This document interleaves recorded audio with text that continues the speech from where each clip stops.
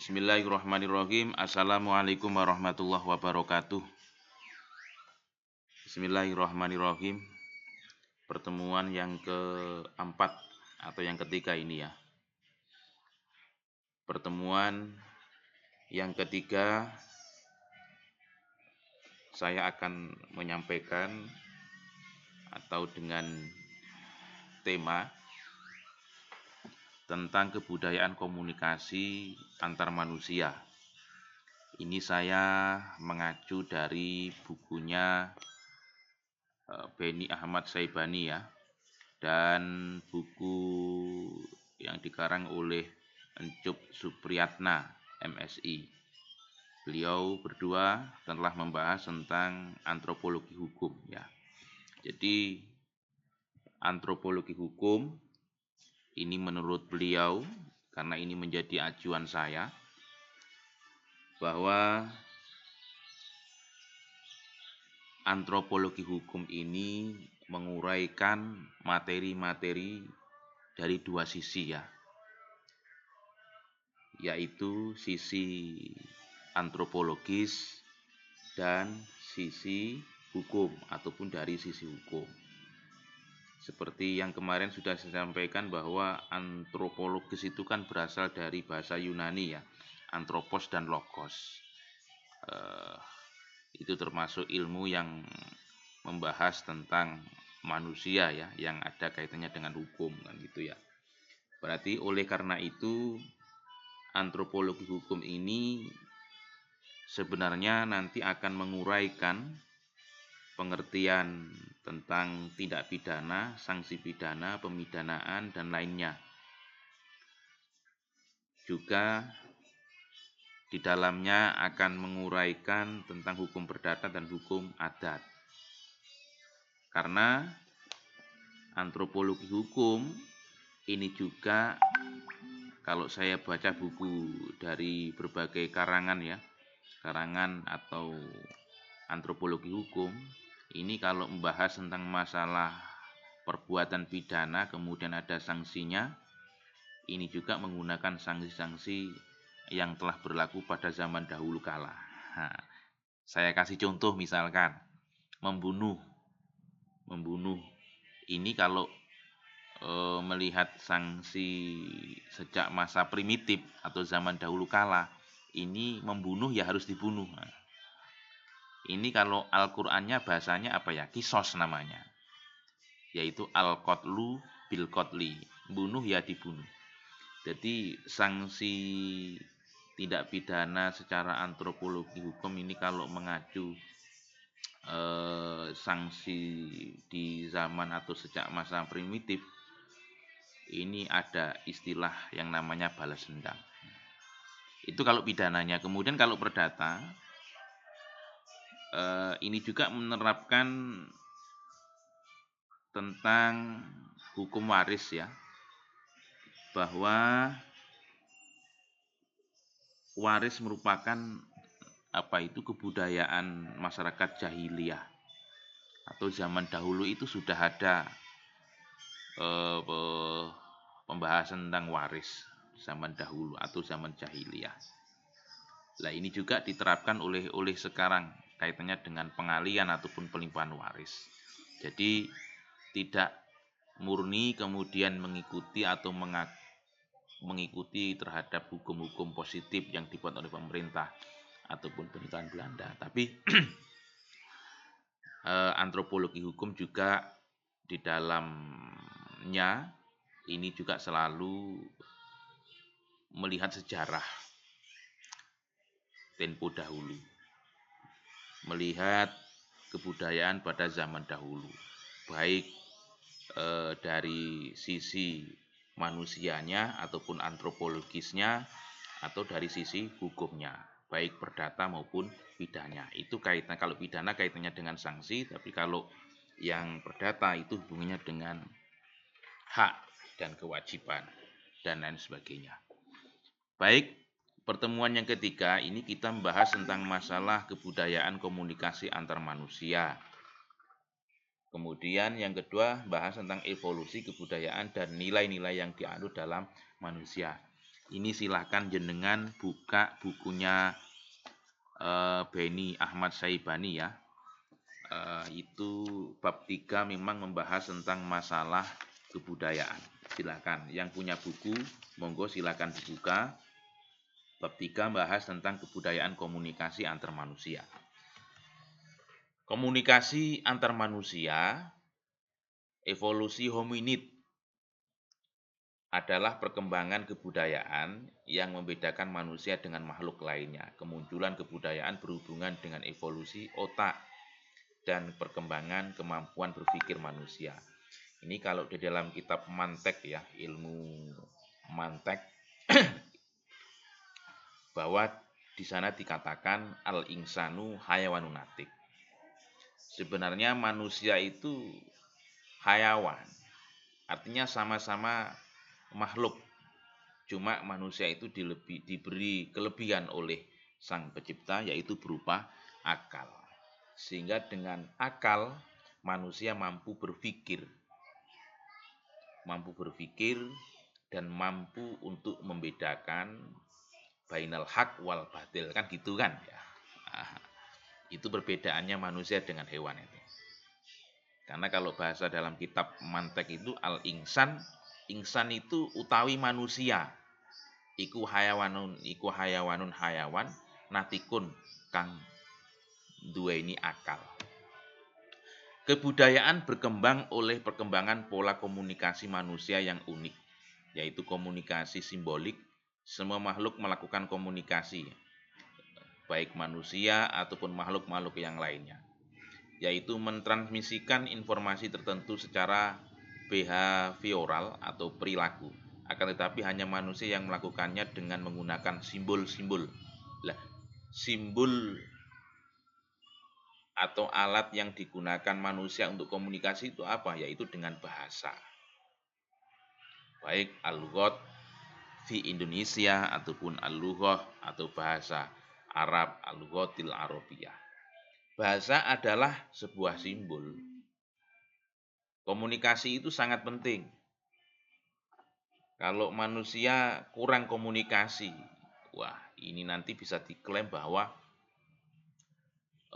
tidak bisa bergaul ataupun tidak bisa mencari sesuatu yang nantinya akan menjadikan orang itu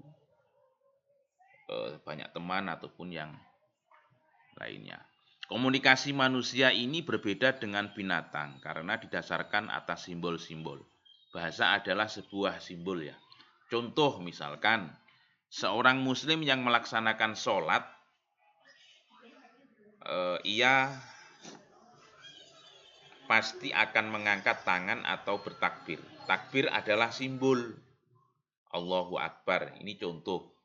Ini contoh yang diungkapkan oleh pengarang antropologi hukum. Takbir adalah simbol bahwa ia menyerahkan diri sepenuhnya pada Tuhan yang Maha Esa atau Tuhan yang Maha Besar, Maha Kuat dan Maha segalanya. Itu adalah merupakan contoh bahasa. Berarti takbir itu bahasa apa? Bahasa sholat atau bahasa Arab? Kalau sholat Allahu Akbar diganti dengan terjemahan Allah Maha Besar, apakah bisa? Ya bisa diganti dengan bahasa Indonesia, tapi sholatnya tidak sah karena dengan mengucapkan Allahu Akbar, takbir itu kan itu menjadi rukun di dalam sholat. Nah, takbir itu merupakan simbol bahasa. Alat komunikasi manusia yang paling banyak digunakan di dunia ini adalah bahasa. Itu ada di dalam antropologi hukum yang dikarang oleh Beni Ahmad Syaibani ya. Bahasa merupakan ciri utama lahirnya kebudayaan. Ini penting. Jadi yang dapat mempengaruhi budaya-budaya yang tumbuh di masyarakat, yang berkembang di masyarakat itu adalah bahasa. Perkembangan manusia semakin sempurna terutama menjalin hubungan antar manusia. Alhamdulillah saya pernah hidup di Sumatera, yaitu Lampung ya. Dan di situ saya berkumpul dengan beraneka ragam suku dan bahasa. Karena di lingkungan saya itu ada orang Ngapak, ada orang Lampung asli, ada orang Jawa Timur, Kediri, Surabaya, ada orang Sunda. Oh, Sunda itu ada yang dari Banten, ada yang dari Bandung. Itu kan bahasanya kan tidak sama. Artinya lebih kasar Banten ya. Ada orang Ngapak, Banyumas dan sebagainya. Dengan bahasa yang berbeda itu merupakan ciri utama nantinya akan lahir sebuah kebudayaan. Macam-macam itu nanti. Kemudian bahasa sebagai simbol kebudayaan sangat bergantung pada simbol ya. Evolusi kebudayaan dan nilai-nilai yang dianut. Budaya atau kebudayaan berasal dari bahasa Sangsekerta yaitu budaya yang merupakan bentuk jamak dari budi. Budi itu artinya akal atau budi. Diartikan sebagai hal-hal yang berkaitan dengan budi adalah akal manusia. Dalam bahasa Inggris disebut dengan kultur. Kultur. Ini kalau bahasa Arab namanya adah. Adat itu bahasa Arab, artinya kebiasaan. Ada kaidah fikih yang mengatakan al-adatu muhakamah. Kebiasaan itu bisa dijadikan sebagai pijakan hukum. Ini ada suatu contoh ya yang pernah dilakukan oleh Rasulullah. Ini Rasulullah juga tetap menjaga kultur ataupun kebiasaan pada waktu itu. Karena melihat basicnya orang Makkah itu rata-rata bisnis ataupun pedagang, sehingga di dalam ukuran ataupun takaran ini orang Arab oleh Kanjeng Nabi diperintahkan untuk menggunakan mizan ataupun timbangan. Timbangan karena basicnya orang Arab itu berbeda dengan Madinah. Kalau Madinah itu rata-rata petani atau pekebun ya. Petani kurma itu Madinah. Tapi kalau orang Arab rata-rata pedagang atau bisnis. Nah, sehingga di situ kulturnya masing-masing antara Madinah ataupun Makkah itu tidak sama. Ini kalau di Madinah itu oleh Nabi tetap menggunakan yang namanya takaran ataupun ukuran, yaitu dengan kalau orang Jawa itu menggunakan rantang ya, rantang ataupun kaleng susu ya, itu digunakan untuk 5 kaleng susu atau 4 kaleng susu itu ukurannya 1 kilo. Artinya Kanjeng Nabi ketika mencetuskan sesuatu hukum ya, itu tetap melihat basic ataupun kultur atau kebiasaan yang sudah berlaku di daerah itu ataupun di negara itu. Nah, Kanjeng Nabi sendiri tidak mau merubah kultur ataupun kebiasaan tersebut. Kebudayaan merupakan salah satu karakteristik masyarakat, termasuk peralatan, pengetahuan, cara berpikir, dan bertindak. Ini ada 3 rangkaian gejala yang saling berhubungan, peralatan dan teknik ya, teknologi yang telah ditemukan manusia untuk menyesuaikan diri dengan lingkungan. Pola perilaku yang diikuti para individu sebagai anggota masyarakat. Berbagai kepercayaan, nilai, dan aturan yang diciptakan manusia sebagai alat untuk mendefinisikan hubungan mereka satu dengan lainnya, hubungan dengan lingkungan alam. Ini ada ungkapan dari Melville J. Herskovits dan Bronislaw Malinowski. Ini ada di dalam antropologinya Beni Ahmad Syaibani ya. Bahwa segala sesuatu yang terdapat dalam masyarakat ditentukan oleh kebudayaan yang dimiliki oleh masyarakat itu. Istilahnya disebut dengan kultural atau determinism. Nah, ini seperti yang saya contohkan tadi ya, di kultur Madinah dengan Makkah itu ternyata tidak sama. Basicnya saja nggak sama. Petani, yang satunya pembisnis. Kemudian COVID ya, kebudayaan adalah sebagai sesuatu yang turun-temurun dari satu generasi kepada generasi yang lain, yang disebut dengan super organis, super organis. Nah, ini turun-temurun betul memang. Seperti kayak suku-suku di Indian itu ya, itu pun juga memberlakukan sistem waris kepemimpinan, yaitu pelimpahan tanggung jawab kepemimpinan suku dan hak-hak wilayah kepada putra sulungnya. Jadi turun-temurun. Lah ini kalau kita melihat di bukunya siapa itu, Profesor Hilman Hadikusumah ya, yang bahas tentang masalah model perkawinan ini antara orang Lampung dengan Kediri berkaitan dengan mahar pun juga tidak sama.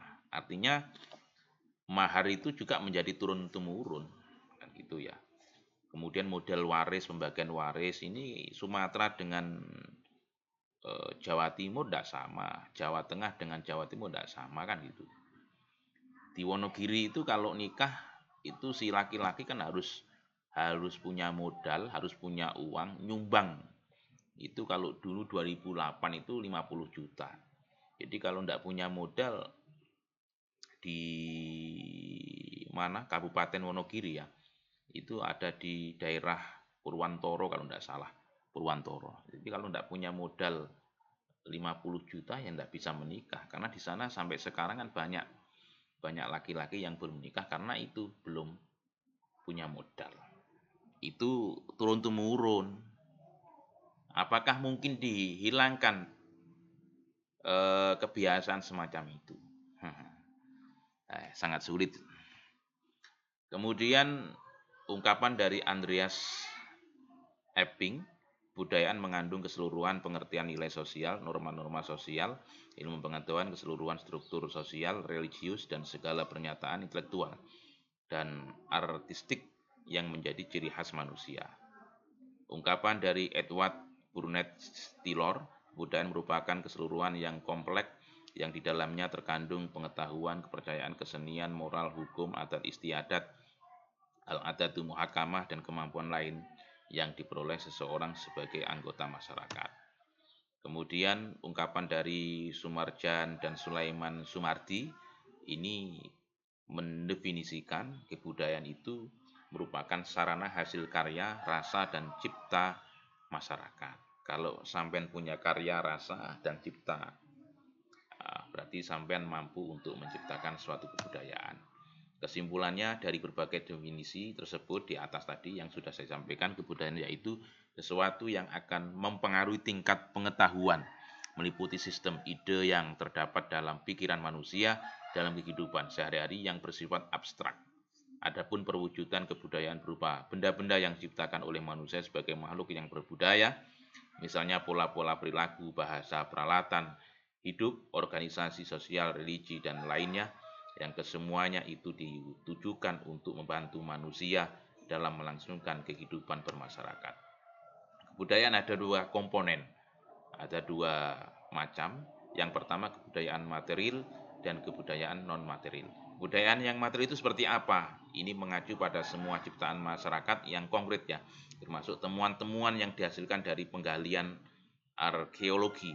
Misalnya ditemukan mangkok tanah liat, atau ditemukan perhiasan, menemukan pistol, senjata, dan lainnya. Ini adalah merupakan kebudayaan material. Kebudayaan material juga mencakup barang-barang teknologi yang modern, termasuk menemukan laptop di bawah tanah misalkan. Kebudayaan non material ini seperti apa? Yaitu ciptaan abstrak yang diwariskan dari satu generasi kepada generasi berikutnya. Misalnya berupa dongeng atau cerita rakyat, tarian tradisional, makanan khas. Ini yang non material.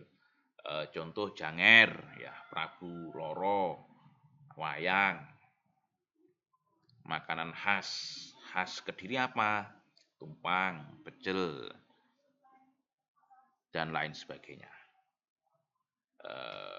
Mungkin ini bisa menjadi acuan bagi teman-teman ketika mengkaji antropologi hukum. Tapi perlu diingat, antropologi hukum ini adalah kita mengkaji dari dua sisi, ya. Seperti yang awal tadi saya sampaikan, dari sisi antropologis dan dari sisi hukumnya juga. Jadi tidak hanya antropologis tok, tapi hukum juga harus kita kaji.